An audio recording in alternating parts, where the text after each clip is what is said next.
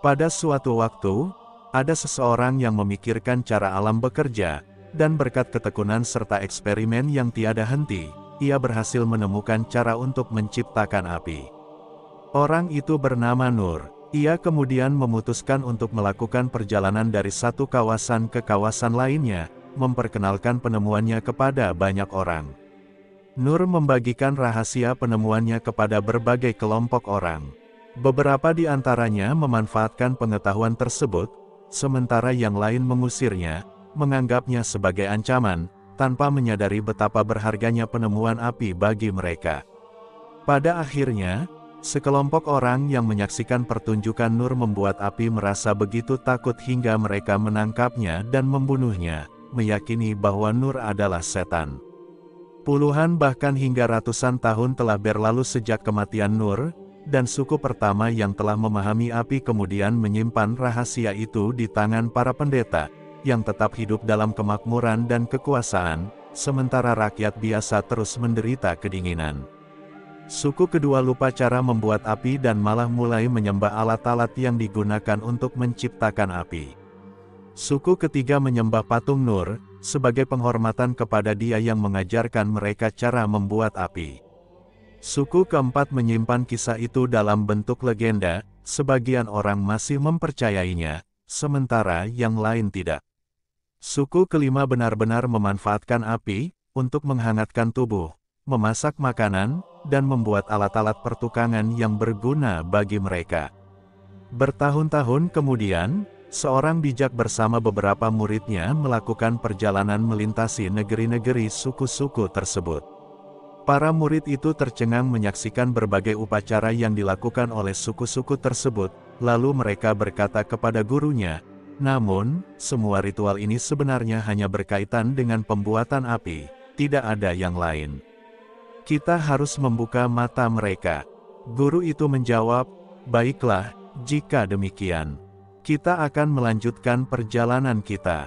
Pada akhir perjalanan ini nanti, mereka yang selamat akan memahami inti dari masalah ini dan bagaimana cara mendekati mereka."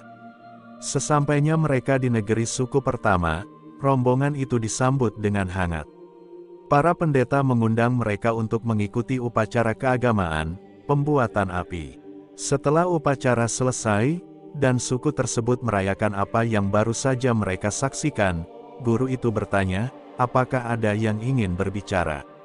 Murid pertama pun berkata, "Demi kebenaran, saya rasa saya harus mengatakan sesuatu kepada mereka." "Jika engkau siap menghadapi akibatnya, silakan berbicara," jawab sang guru. Murid itu pun melangkah maju di hadapan pemimpin suku dan para pendetanya, lalu berkata, "Saya juga bisa melakukan keajaiban yang kalian anggap sebagai manifestasi kuasa para dewa.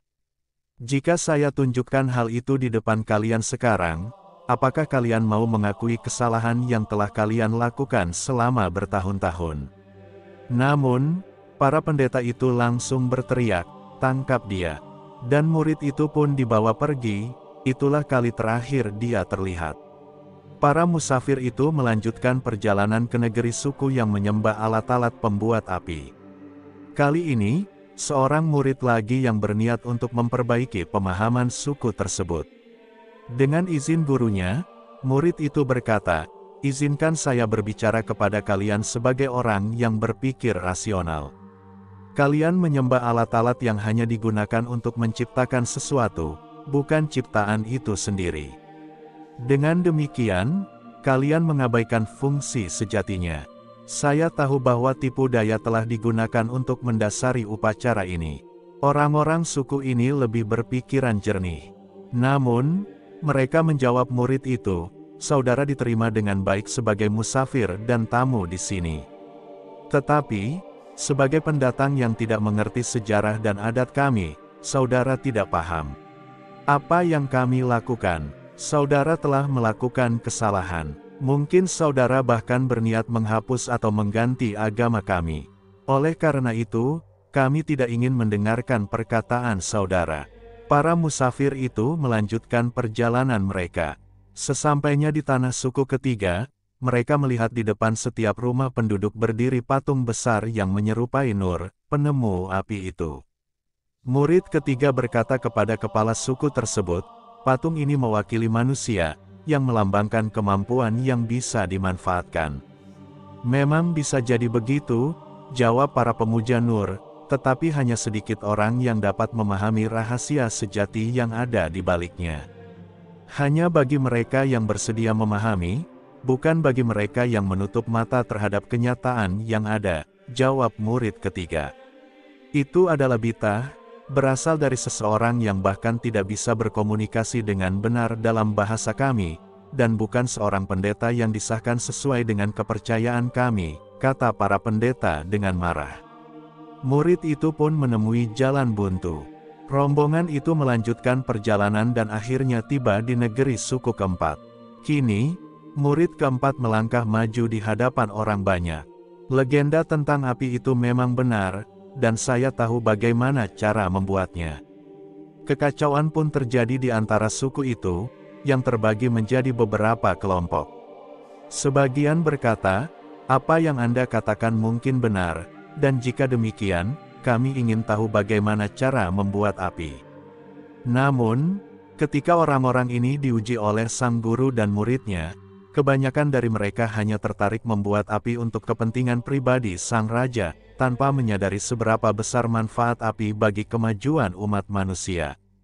Begitu kuatnya pengaruh legenda yang salah itu dalam pikiran mereka, sehingga orang-orang yang merasa memperjuangkan kebenaran seringkali justru menjadi orang-orang yang tidak waras, yang bahkan tidak bisa membuat api meski sudah diajari caranya. Kelompok lain pun berkata, jelas sekali legenda itu tidak benar.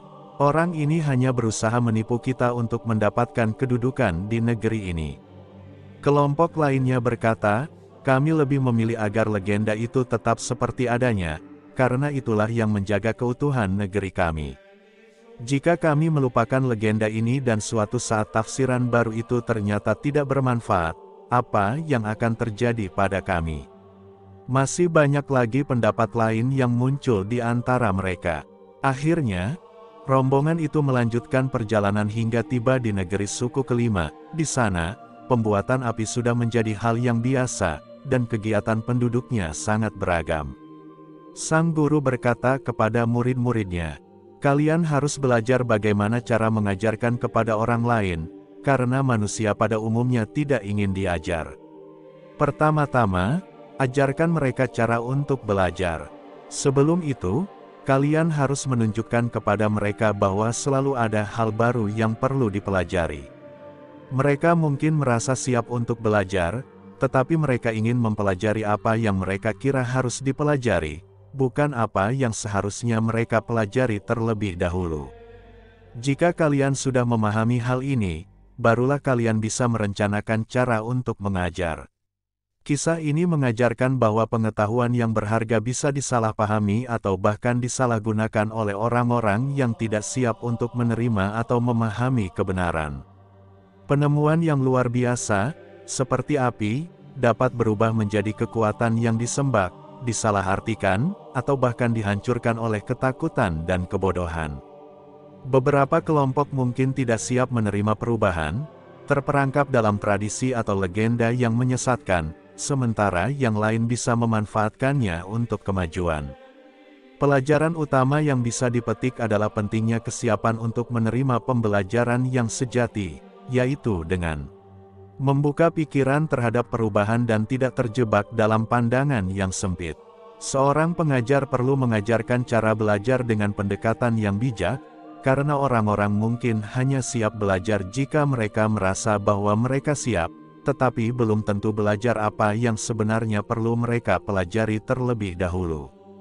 Keberhasilan mengajarkan pengetahuan yang benar membutuhkan pemahaman mendalam tentang cara orang berpikir dan belajar.